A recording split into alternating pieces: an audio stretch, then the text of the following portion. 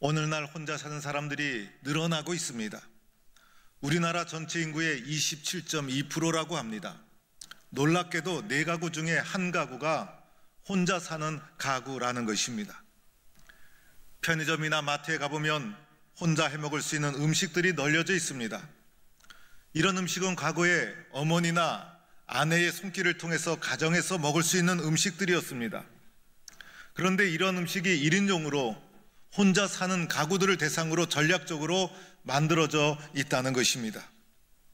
그래서 요즘 신조어가 많이 생겼죠. 혼밥, 혼자 밥을 먹는 것, 혼영, 혼자 영화 보는 것, 또 혼술, 혼자 술 마시는 것, 혼곡, 혼자 노래방 가는 것. 그래서 혼자가 붙은 신조어가 많이 생겨나고 있습니다. 흥행에 성공한 부산행이라는 영화가 있었죠. 그 영화에 이런 대사가 나옵니다. 각자 알아서 사는 거야. 아빠가 어린 딸을 보고 각자 알아서 사는 거야, 이러한 서글픈 메시지를 보내게 됩니다. 과거에 아빠가 어린 딸에게 말을 한다면 무슨 말을 했었을까? 나에게 무슨 일이 있다면 작은 아버지를 찾아가야 된다, 고모를 찾아가야 된다, 이렇게 말하지 않았을까? 그런데 이제는 그렇지가 않더라는 것입니다. 각자 알아서 사는 거야. 이것이 오늘 시대의 흐름이 되고 만 것입니다. 그러나 사랑하는 성도 여러분, 사람은 혼자 살도록 만들어진 존재가 아니라는 것입니다. 이런 시대의 흐름을 보면서 우리는 무엇을 생각해야 되는가? 다시 한번 가정의 소중함을 생각해 보아야 한다는 것입니다. 5월은 가정의 달이요, 오늘은 어린이 주일이 됩니다. 가정이란 도대체 무엇일까? 가정의 원리는 무엇일까? 동시에 나는 어떠한 존재일까?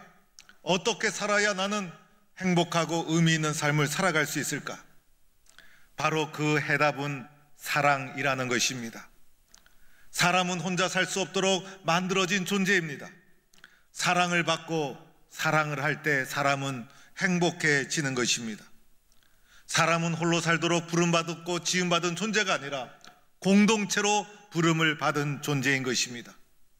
그 중에 가정은 사랑의 제1 실천 장소. 그래서 가정이 얼마나 소중한지, 공동체가 얼마나 소중한지를 다시 한번 확인해야 합니다. 사랑은 상대방이 있는 것입니다. 나는 사랑하는 사람이 있는가? 나는 가정을 사랑하는가? 나는 사랑하며 살아가고 있는가? 사랑을 회복하고 사랑할 수 있는 사람이 있다는 것이 감사하고, 가정을 사랑의 공동체로 세워갈 것을 다시 한번 다짐하고, 내가 살아가는 인생의 원리가 사랑 위에 세워져 있어야 함을 다시 한번 깨닫고 사랑의 삶을 살아갈 것을 다짐해야 합니다. 우리가 예수 믿는 이유가 무엇입니까?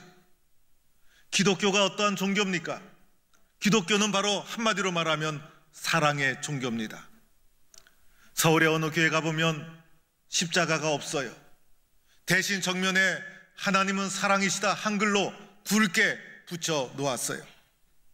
기독교는 사랑의 종교이고, 우리가 믿는 하나님은 한마디로 말하면 사랑의 하나님. 하나님은 인간을 사랑하시는 분이고, 우리는 하나님의 사랑을 많이 받아야 될 존재고, 그 하나님의 사랑을 많이 받아서 그 사랑으로 또다시 사람을 사랑하며 살아가야 할 존재. 사람은 사랑을 받을 때, 사랑을 할 때 행복하고 가치가 있고, 이렇게 부름받고 만들어진 존재가 저와 여러분이라는 사실입니다. 오늘 말씀은 성경을 통해서 사랑이 무엇인지를 우리에게 가르쳐 줍니다. 당시 고린도 교회는 많은 사람들이 다양하게 몰려 있었던 교회, 그리고 고린도의 특징은 신령한 은사를 추종했던 그런 영적 분위기가 있었습니다. 겉으로 드러나는 영적인 은사를 추종하다 보니 교회가 혼란스럽게 되고, 성도들 간에 위화감이 생기고 갈등이 초래되고 교회가 분란이 일어나기 시작합니다. 오늘 사도 바울은 고린도 교회 성도들에게 그리스도인이라면 어떤 은사보다도 가장 크고 가장 중요한 은사가 무엇인지를 소개합니다. 그것은 바로 사랑입니다. 고린도전서 13장 사랑장이라고 하지 않습니까? 이 고린도전서 13장은 고린도전서 전체의 클라이막스, 이 클라이막스에서 예수님은 사랑이시다, 그 사랑을 선포하고 강조합니다. 그 중에서도 오늘 읽은 4절과 7절 말씀, 13장 중에서도 핵심이 되는 부분, 그래서 4절에서 7절은 사랑의 본질을 설명하고 있습니다. 사랑은 무엇일까?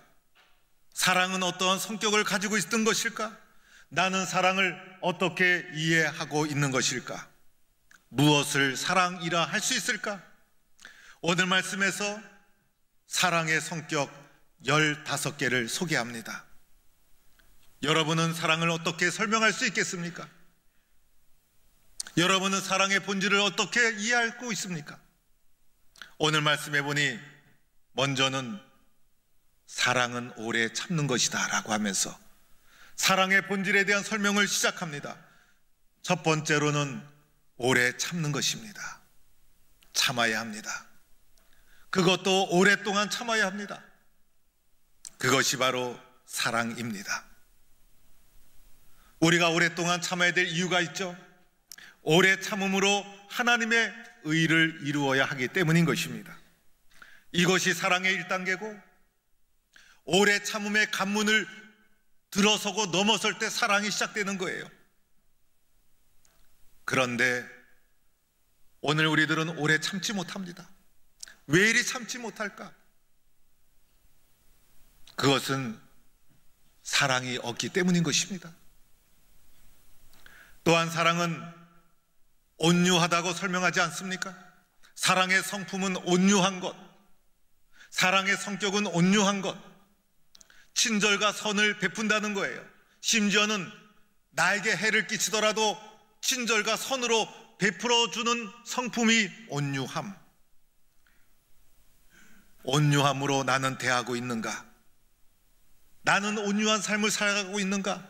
심지어 나에게 해를 끼침에도 불구하고 온유함으로 되돌려줄 수 있는가? 사랑의 성품이 온유함이라는 것입니다. 또한 사랑은 시기하지 않는다고 하죠.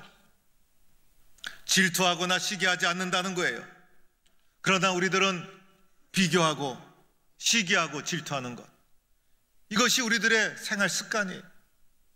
이웃이 잘 되면 배가 아프고, 친구가 잘 되면 힘들고 잠을 이루지 못하고 괴로워하고.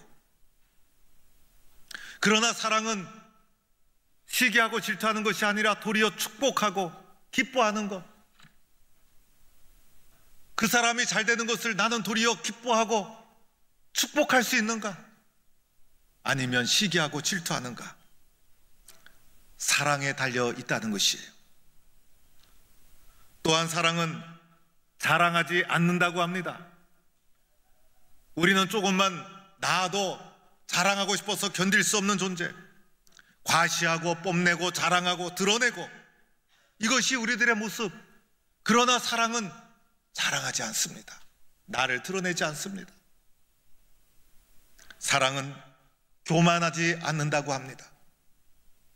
우리는 다른 사람과 나를 비교해서 다른 사람을 나보다 못하게 여기면서 교만하게 생각하고, 이것이 우리들의 모습. 그러나 사랑한다면 다른 사람을 존중히 여기고 나를 겸손히 낮추는 것. 나는 나를 자랑하는가? 교만이 내 속에 있는가? 아니면 겸손한 사람인가? 사랑에 달려 있다는 것입니다. 사랑은 또한 무례히 행하지 아니한다고 합니다. 이것은 남을 배려한다는 거예요. 상대방의 입장을 존중한다는 거예요. 그 사람의 입장에 되어서 생각하고 배려해 주는 것, 사랑 때문이죠. 사랑은 상대방을 배려하는 것. 사랑은 또한 자기 유익을 구하지 않는다고 합니다. 자기 이익만을 추구한다는 거예요. 이것은 사랑이 아닌 것이죠. 우리들은 어떻게 하면 나에게 이익이 될까? 어떻게 하면 나에게 유익이 될까? 나 중심적인 생각을 하지만은 사랑은 이기적인 내가 다 무너지고 나의 이익을 구하지 않고 다른 사람을 배려하고 다른 사람의 이익을 생각하고 사랑이라는 것입니다. 사랑은 또한 성내지 아니한다고 합니다. 우리는 얼마나 쉽게 성을 냅니까? 어느 날 분노 조절이 안 되는 시대예요.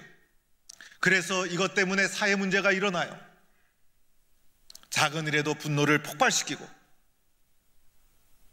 그러나 사랑은 성내지 않습니다. 분노를 낮출 수 있는 것이 사랑의 힘. 또한 사랑은 악한 것을 생각하지 않죠. 우리가 얼마나 악하고 나쁜 것을 많이 생각합니까? 저 사람 쓰러졌으면 좋겠다. 저 사람 잘 되는 꼴 못 보겠다. 악한 생각이 얼마나 많이 들어오는지 몰라요. 그러나 사랑은 악한 것을 생각조차 안 하는 것. 도리어 그 사람이 잘 되기를 원하고 안전하기를 원하고 성공하기를 원하고, 이것이 사랑이라는 거예요. 사랑은 불의를 기뻐하지 않습니다. 사랑은 진리와 함께 기뻐합니다. 여러분, 성경이 말하는 사랑과 내가 살아왔던 사랑, 비교해보면 많은 차이가 있는 것을 알게 됩니다. 나의 사랑은 철저하게 나 중심적인 사랑이었어요. 이기적인 사랑, 진정한 사랑이라고 할 수 없는 것이에요. 요즘 데이트 폭력이 사회 문제화되어 있는데 어떤 남자가 사귀던 여자를 때렸어요. 경찰에 잡혀가서 경찰이 추궁을 하자 한다는 얘기가 사랑해서 때렸습니다. 말이 됩니까? 이기적인 사랑, 사랑이 아니죠. 폭력인 것이죠. 시기하고 무례하고 교만하고 자기 이익을 구하고, 이것이 우리의 모습. 그런데 성경은 내 모습과 반대로 사랑은 오래 참고 온유하고, 사랑은 시기하거나 자랑하거나 교만하지 않고 자기 이익을 구하지 않고, 성경은 이것을 사랑이라고 말합니다. 사랑합니다 라고 말할 수 있을까? 당신을 사랑합니다 라고 말할 수 있을까? 이 말은 쉬운 말이 아닌 것이에요. 오늘 말씀을 통해서 우리는 내 속에 사랑이 없다는 것을 발견하게 됩니다. 나는 아직도 멀었다는 것을 알게 됩니다. 아직도 사랑의 훈련을 많이 받아야 하고 깨져야 될 것이 많다는 것을 알게 됩니다. 오늘 말씀 중에서 내가 특별히 약한 부분이 있을 수 있어요. 오래 참는 게 안 돼. 시기와 질투를 자꾸 올라오게 돼요. 자기 이익과 욕심을 물리칠 수가 없어요. 사랑을 가로막는 나에게 취약한 부분, 그것을 발견하고 인정하고 기도해야 합니다. 발견한다는 것 자체가 회복될 수 있다는 거예요. 어떤 사람은 이것도 몰라요. 당연하게 생각하고 자기만이 옳다고 생각해요. 이 사람만이야말로 진짜 문제가 있는 거예요. 아, 내가 부족하구나. 내가 잘못했구나. 내가 이것에 취약하구나. 발견하는 순간 기도할 수 있잖아요. 주님의 도움을 구할 수 있잖아요. 그때부터 성령께서, 하나님께서 여러분을 도와주실 거예요. 완전한 사람은 없는 거예요. 또한 여러분이 잘하고 있는 부분이 있죠. 더 잘할 수 있도록 힘써야 합니다. 오늘 사랑에 대한 본질을 설명하면서 마지막을 향하여 치닫고 있습니다. 7절 말씀에 사랑의 본질에 대한 설명이 마지막 부분으로 치달아 가면서 7절에 사랑에 대해서 더 크게 강조하면서 사랑은 모든 것을 참으며 모든 것을 참는다는 거예요. 이 말은 모든 것을 덮어준다는 거예요. 따지지 않습니다. 이유를 묻지 않습니다. 모든 허물을 덮어주는 것, 그것이 사랑이라는 거예요. 또한 모든 것을 믿으며 모든 것을 믿어주고 때로는 의심이 가고 실망이 가더라도 그것을 덮고 끝까지 믿어주고 신뢰관계를 깨지 않는 것, 사랑이라는 거예요.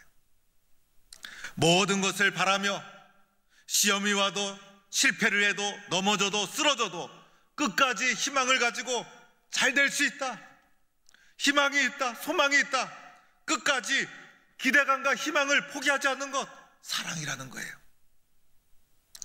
사랑은 모든 것을 견디느니라. 모든 것을 견디고 인내하는 것, 사랑이라는 거예요. 오늘 사랑에 대한 본질에 대한 말씀을 묵상해 보면서, 살펴보면서 발견하고 깨닫는 것이 있어요. 나는 아직도 멀었구나. 나는 아직도 멀었구나. 내가 살아가는 것은 사랑이 아니구나. 우리들은 사랑을 모르고 있었구나. 사랑을 입으로 말하면서 이기적인 삶을 살았구나. 아직도 멀었구나 라는 것을 발견하게 됩니다. 그런데 이러한 사랑의 삶을 보여주신 분이 있어요. 바로 예수 그리스도. 오늘 이 말씀은 예수 그리스도의 성품, 주님의 본질, 그것을 설명해 주고 있는 거예요. 예수님이 하신 사랑의 모습을 설명하고 있는 거예요. 사도 바울이 인간 속에서 이루어진 사랑을 우리에게 제시하는 것이 아니라 우리 주님이 우리에게 보여주신 사랑, 예수님이 보여주신 그 십자가의 사랑, 예수님의 성품을 우리에게 보여주고 있는 거예요. 그것이 사랑의 본질이에요. 주님이 어떠하셨어요? 오래 참지 않았습니까? 온유하지 않았습니까? 시기하거나 자랑하지 않았어요. 결코 교만하지 않았어요. 자기 유익을 구하지 않았어요. 도리어 아낌없이 다 주셨어요. 그분이 바로 우리가 믿는 예수 그리스도. 모든 것을 참고, 모든 것을 믿고, 모든 것을 바라고, 모든 것을 나를 위해 견뎌 주신 분, 예수 그리스도. 내가 예수님을 믿는다는 것은 예수님의 이러한 사랑을 나도 나의 삶 속에 받아들인다는 것입니다. 그리고 나도 그 사랑으로 살겠다는 것입니다. 이러한 예수님의 사랑을 받고 예수님의 사랑을 수용하고 예수님의 사랑을 본받아 나도 그것이 사랑으로 믿고 그 예수님의 사랑이 우리가 바라봐야 될 사랑으로 바라보면서 그 사랑의 삶을 나도 살겠습니다. 그 사랑으로 가정을 섬기고 교회를 지키고 내 인생을 세워나가고 그러한 사랑의 삶을 살겠습니다. 이러한 결단이 예수를 믿는다는 고백 속에 담겨 있는 것입니다. 그것이 저와 여러분을 구원하는 길이 되는 것입니다. 세상의 모든 문제, 사랑의 부족에서 오는 것입니다. 세상의 모든 상처, 사랑의 결핍에서 오는 것이에요. 이 모든 것을 치유하는 것은 이 세상의 병원이 아닙니다. 오직 예수 그리스도의 사랑, 예수 그리스도의 사랑만이 우리의 모든 상처와 아픔과 문제를 치유해 주십니다. 주님이 주신 우리 가정, 사랑의 제1 실천 장소. 가정은 사랑으로 존재하는 것. 나는 무엇으로 사는가? 예수님의 사랑으로 살아가는 것. 사랑을 받고 사랑을 줄 때 가장 소중하고 가장 가치 있고 행복한 삶을 의미 있게 살아가게 되는 것입니다. 내가 오늘 회복해야 될 것은 이기적인 세상의 삶을 버리고 그리스도 예수 안에서 사랑의 삶을 붙잡는 것입니다. 인생이 내게 준 선물이라는 책이 있습니다. 살아있다는 것이 무엇일까? 죽음이란 무엇일까? 유진 오켈리라는 사람이 지은 책입니다. 미국의 최고 회계법인, 미국은 자본주의가 발달되어 있어서 회계법인이 대단히 규모가 큽니다. 미국 최고의 회계법인 중에 하나인 KPMG의 회장인 유진 오켈리가 쓴 책인데 이 책의 마무리는 그의 아내가 합니다. 왜냐하면 이분이 책을 쓰다가 그만 죽고 말았어요. 그의 아내가 책의 마지막 결론 부분을 쓰면서 이 책을 발간하게 됩니다. 유진 오켈리 대단한 수재였습니다. 20대에 대학을 졸업하고 그 회사에 입사합니다. 신입사원으로. 탁월한 신입사원이었고 승승장구를 합니다. 30년이 지나서 마침내 2002년에 이 회사의 최고 경영자에 오릅니다.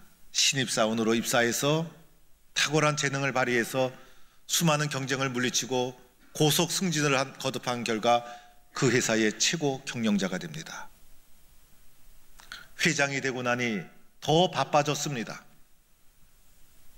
18개월의 일정이 이미 다 짜져 있습니다. 하루하루 빈틈이 없습니다. 1년에 24만 킬로를 출장 다녀야 했습니다. 바쁘게 살던 그가 2005년 5월 뇌암 말기 선고를 받습니다. 남아있는 시간은 불과 30일. 그의 나이 53세. 경영자가 된 지 불과 3년. 뇌암 말기 선언을 받습니다.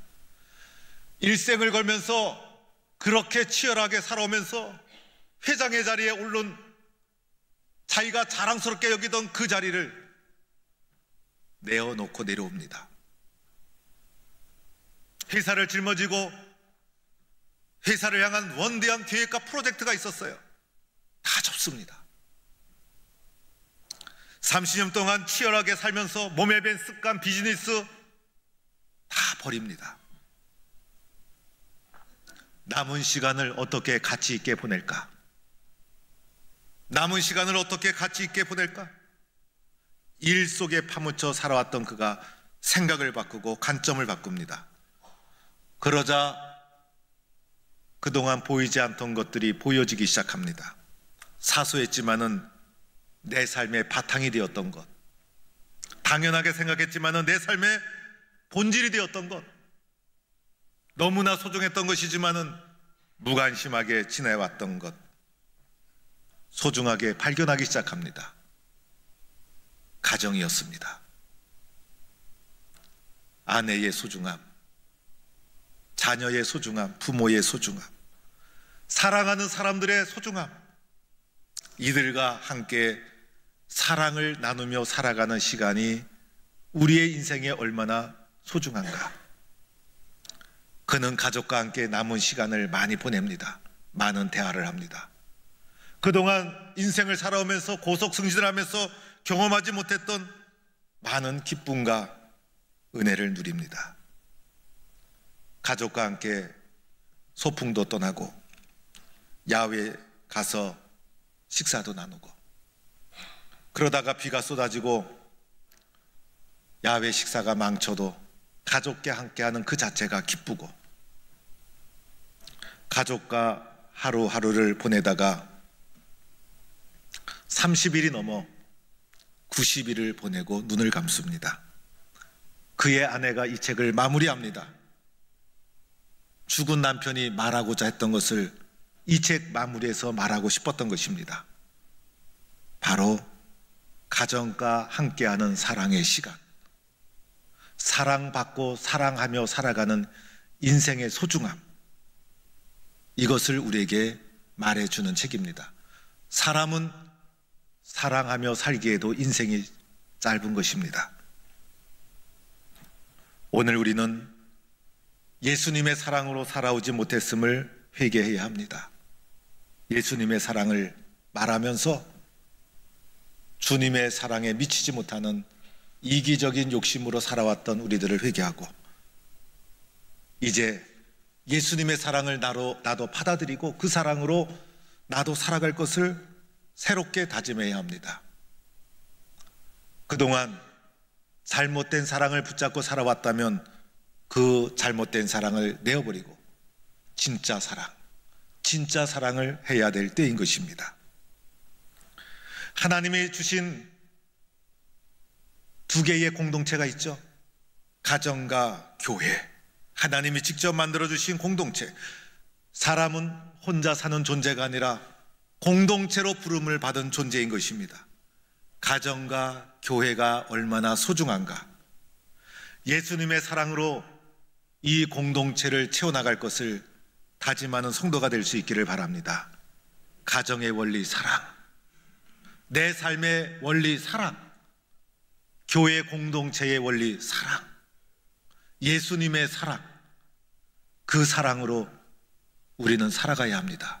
이것이 내가 사는 길이고 가정과 공동체가 회복되는 길이고 우리 모두가 구원받는 유일한 길입니다. 예수님의 사랑, 예수님의 진짜 사랑, 오늘 이 사랑을 붙잡고 살아갈 것을 다짐하는 성도가 되기를 주의 이름으로 축원합니다.